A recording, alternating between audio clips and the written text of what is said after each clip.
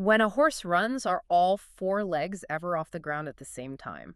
Before we even try to unpack the mechanics of that, I actually want you to just pause for a second. Yeah. Like, really think about how much you actually trust your own eyes. Just looking around the room you are in right now. Do you fundamentally trust the visual information your brain is feeding you?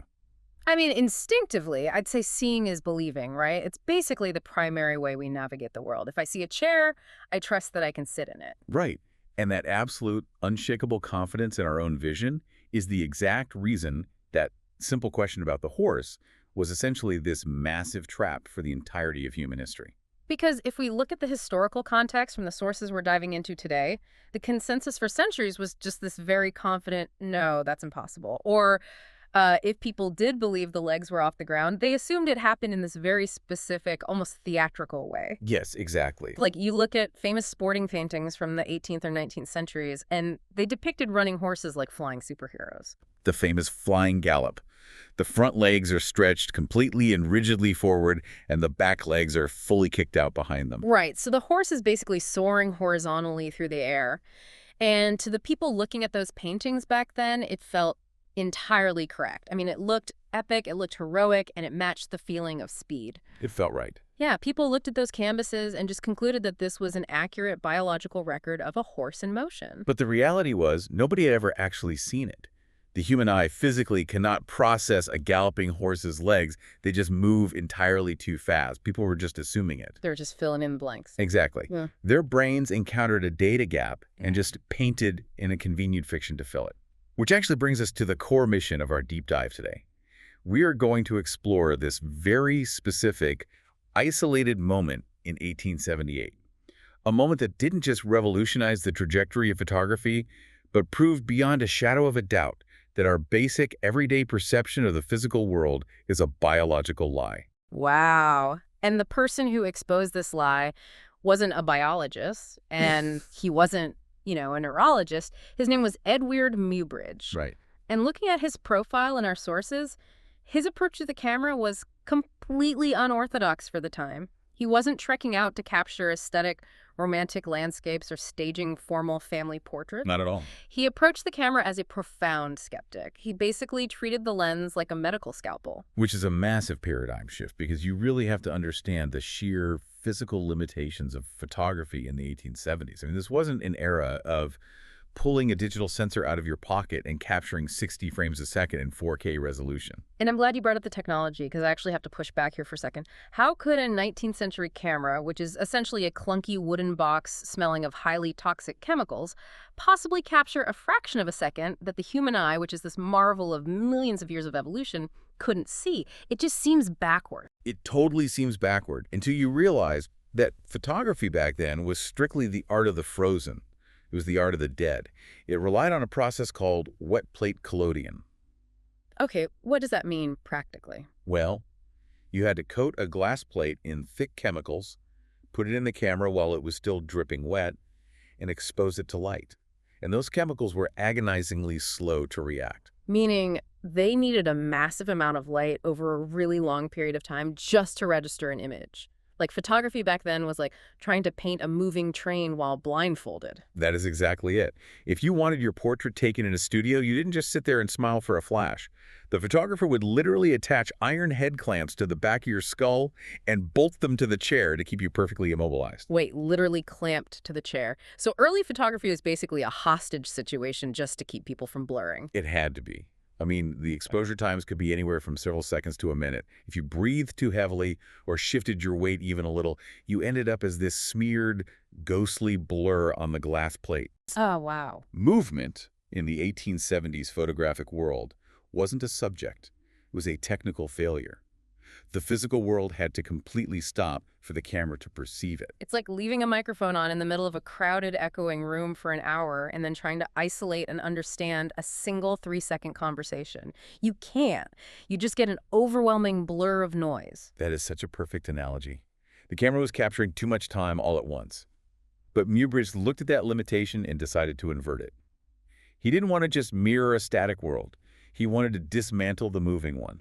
So he wasn't just a photographer taking pictures. No, he operated as this brilliant, obsessive hybrid. He was part artist, part mechanical engineer, and part physicist. Which brings us to his primary patron. He gets commissioned by a wealthy industrialist, railroad tycoon, and racehorse owner named Leland Stanford. And Stanford is deeply obsessed with this galloping horse question. Deeply obsessed. He wants definitive, irrefutable proof of what the legs are doing at top speed. So we have this wealthy backer, we have an obsessive engineer, and we have a seemingly impossible problem.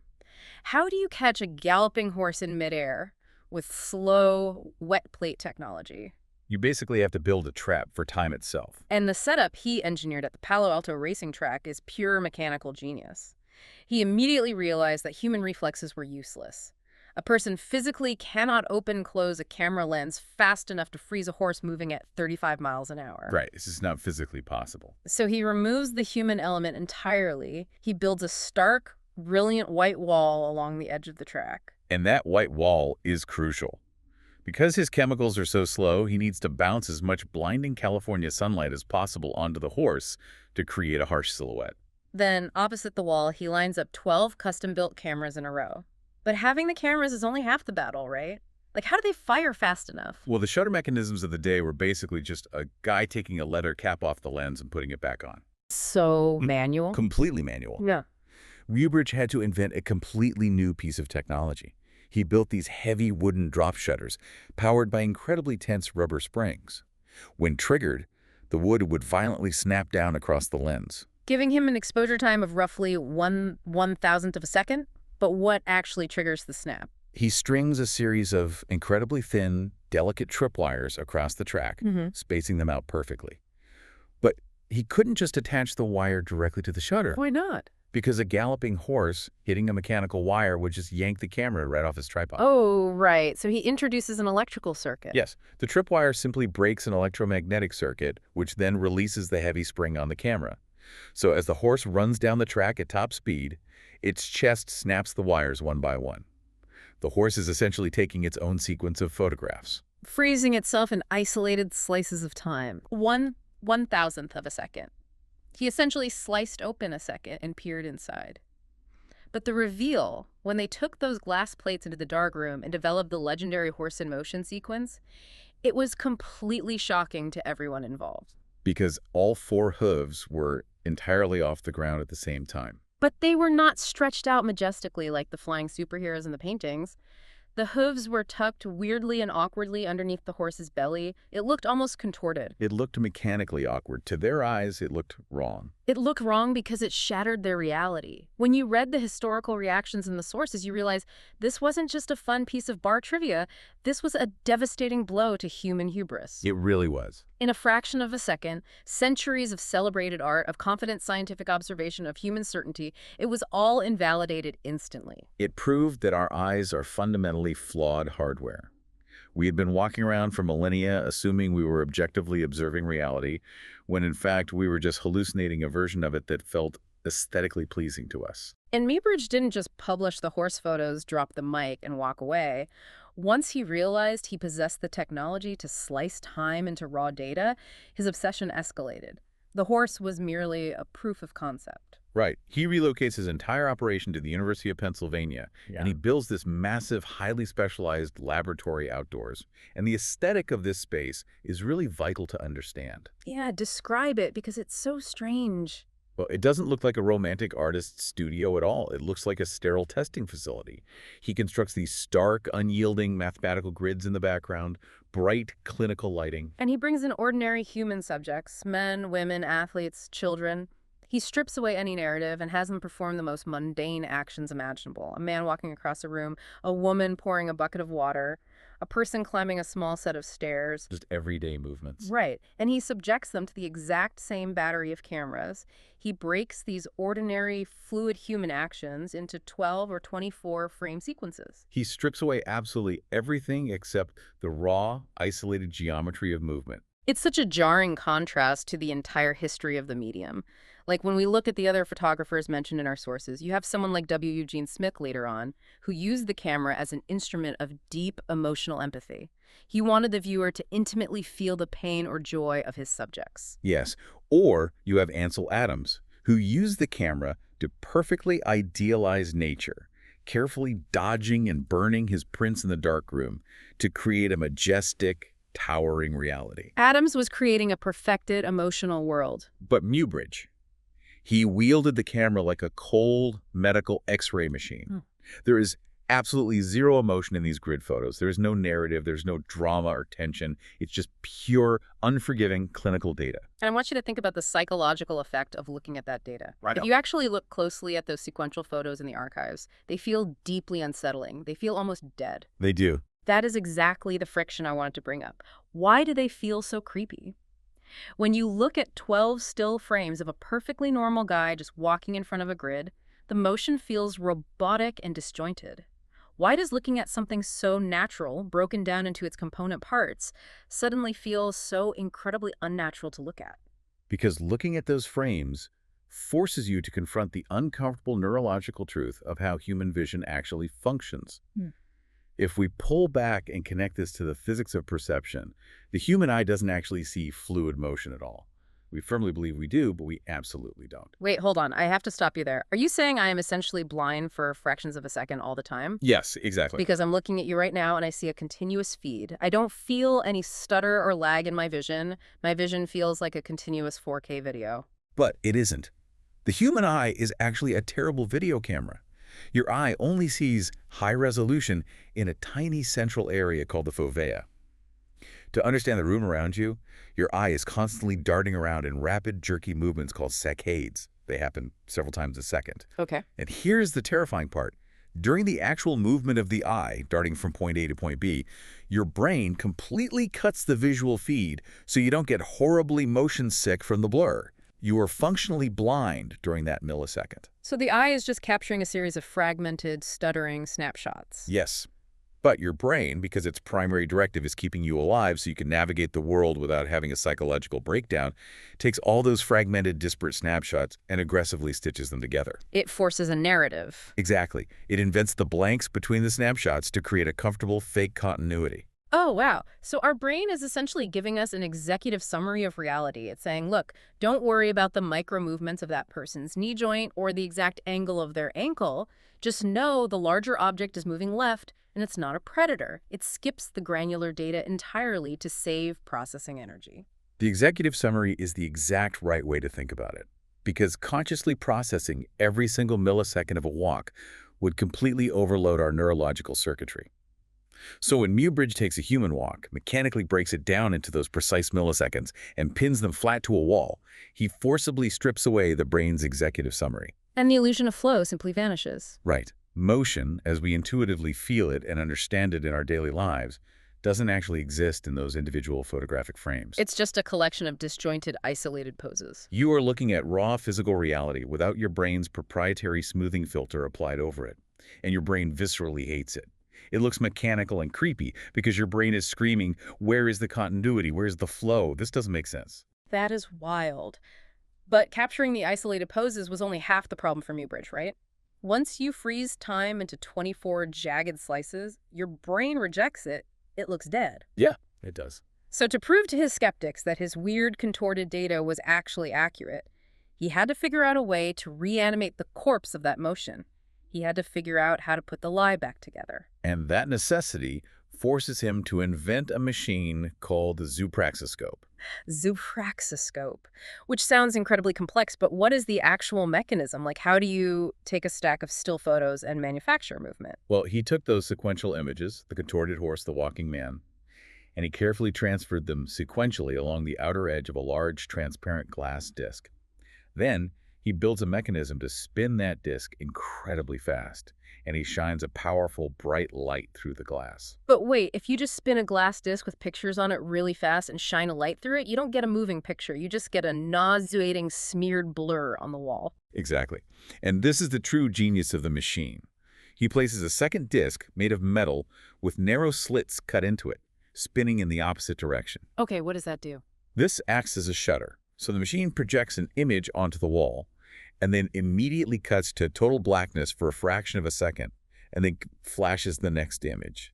Image blackness, image blackness. Why introduce the blackness? Why purposefully interrupt the light? Because of a biological phenomenon known as the persistence of vision. When a bright image hits your retina, a chemical reaction occurs. And even after the light is taken away, during that fraction of a second of blackness, the chemical reaction lingers. The image stays burned onto your retina for just a moment. Ah, so the retina holds onto frame 1 while the machine is physically rotating to frame 2. Yes, and your visual cortex, desperate to make sense of the world, reaches across that fraction of a second of darkness and physically bridges the gap. It seamlessly blends the lingering memory of frame 1 into the arrival of frame 2. The brain does the editing work for you. It covers up the darkness. The machine projects the light, but the human brain projects the motion. And suddenly, the motion returns. The horse fluidly gallops across the wall. The man walks. Spinning sequential images, a shutter interrupting light, motion projected on a wall. This isn't just a parlor trick. This is the exact moment cinema was born. It is the absolute foundation. What Muybridge proved with the zoopraxiscope is that you can technologically hijack the brain's processing system. He didn't just dissect reality in that sterile Pennsylvania lab.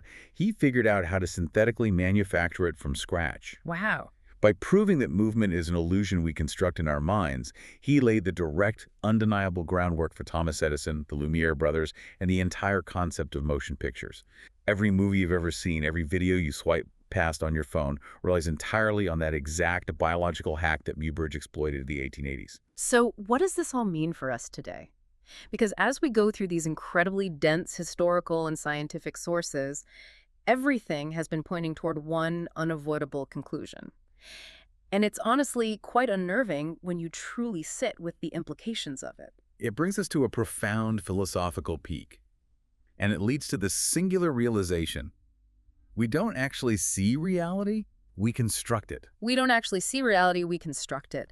Let's really break down the weight of that for the listener right now. Think about your immediate surroundings. Look around the room you're sitting in or the street you're walking down. You feel entirely confident that you are seeing a high-definition, continuous 360-degree space. You feel like everything is in sharp focus and everything is happening in real time. But if you were to close your eyes right now, you would realize you only actually saw a remarkably tiny fraction of that physical space. Your eyes darted around, picked up a few key data points, a color over here, a geometric shape there, a source of light by the window. And the brain just aggressively painted in the rest of the canvas. It grabbed those few isolated data points and said, don't worry, I understand the context, and threw up a giant, fake, high-resolution backdrop to make you feel secure in your environment. Exactly. What Muybridge's mathematical grids and custom cameras definitively proved is that every fluid movement we watch, every seamless interaction we observe, is essentially just a self-generated VR experience happening in the completely dark theater of our own skulls. A VR experience in our own skulls. Your brain has never actually seen light. It sits in a dark box, receives electrical signals from the optic nerve, and actively renders a 3D world for you to walk around in. A wild to think about. You think you're looking out a perfectly clear window, but you're actually sitting in a windowless room watching a monitor. And Muybridge was simply the first human being to build a machine capable of hacking the monitor. He paused the active render, looked at the raw underlying code, and showed the world, look, the seamless flow you think you see isn't real. It's all just disconnected pieces of data. Which brings us all the way back to the very first question we asked at the beginning of this deep dive. When a horse runs, are all 4 legs ever off the ground at the same time? You know, when you understand the mechanics of perception, the answer to that specific question no longer seems to matter. Whether the hooves are awkwardly tucked underneath the belly or heroically stretched out, the context feels completely different now. It feels totally different, because the real question we should have been asking isn't what the horse's legs are physically doing in space. The real question is, why couldn't we see it? Why were we so easily, confidently fooled for thousands of years? Because our biology is completely disinterested in objective truth. It strictly prioritizes survival, speed of processing, and comfort. So the next time you leave your house and you look at a person casually walking down the street or a bird flying across the sky, I want you to remember the grids of the Pennsylvania lab. I want you to remember that you aren't seeing the whole picture. You're seeing the executive summary. You are constantly experiencing a masterpiece of mental editing. And if we really want to pull on that thread before we wrap up, think about this. If our brains are constantly, aggressively editing our immediate visual reality every single second, just to save processing energy and create a comfortable illusion of continuity, what else is it editing? Oh, that's a good point. What parts of our long-term memories or our past arguments or our deeply held conversations with loved ones is our brains secretly stitching together and faking right now, entirely without our permission, just to construct a narrative that feels right? I've been seeing the world wrong.